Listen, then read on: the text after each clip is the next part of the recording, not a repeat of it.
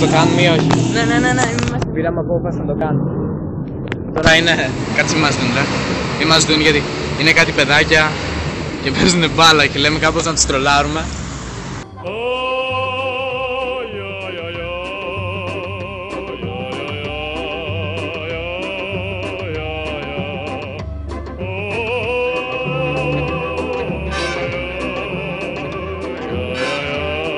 Τώρα άκου εδώ, μη σε δουν.